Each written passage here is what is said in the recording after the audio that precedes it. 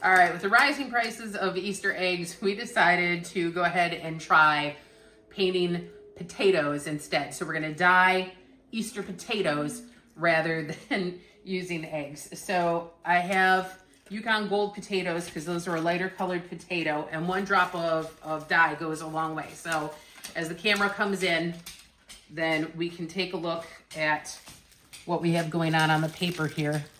So you can see this first method that I'm using is a paintbrush. I tried a couple of different things. Clearly I have my glove on the wrong hand. I recommend using gloves because, hello, it's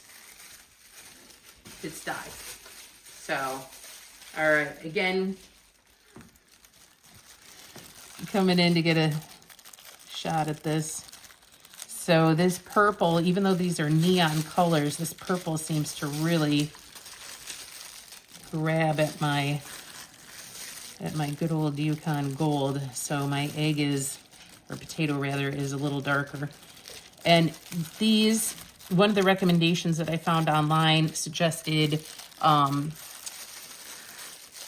putting hairspray on to make sure that the dye stayed in place. But obviously if you do that, then you won't be able to eat it. Although I'm like, if you're gonna boil the potatoes or whatever, I feel like, you know, when this dye comes off the skin, unless you peel the potatoes completely, then, you know, you're looking at some nasty colored potatoes. So, okay, so there's the one that we used with the paintbrush. I'm gonna leave that there. Next, I'm gonna try a toothbrush. I got extra toothbrushes, so I figured I'd give it a shot, because I mean, same kind of deal.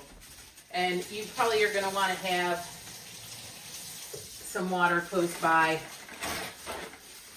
when you're doing this. Again, can't say enough, plastic gloves are important.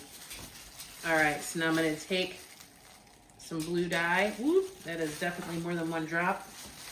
And I'm gonna scrub it in with my toothbrush.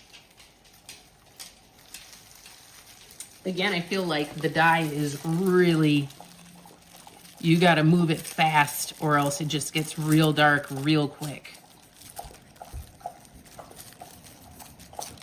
So we're going around on our potato.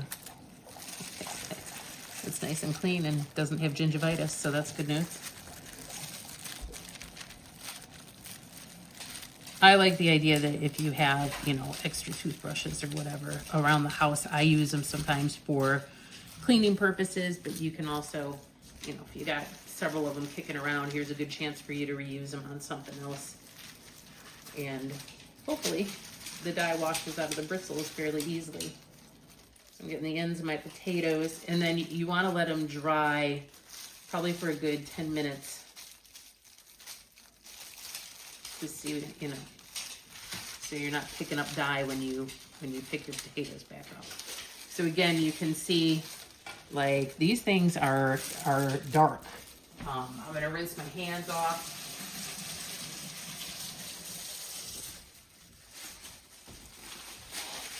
And we'll try a lighter color. So I'm gonna try the yellow on this one. I'm gonna try the sponge, but I feel like the sponge is just gonna suck up our dye. So we'll see what happens. Who knows? Oh dang, that yellow goes on there dark. Oh hey, I like this better. Actually, this is working quite well. And I don't feel like the color, I mean, granted it's yellow, so there's that, but I don't feel like the color is going on as thick, and this is almost, really, to me, this looks more like a green, wouldn't you say? And I'm using less of the dye. I feel like the dye is going further.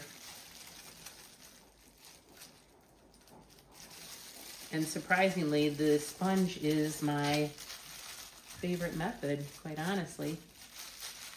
Like that's already set up. And then I'm using neon colors, but again, I feel like they're like taking the dye pretty heavy. So we'll let these dry and then we'll check back in on our Easter potatoes.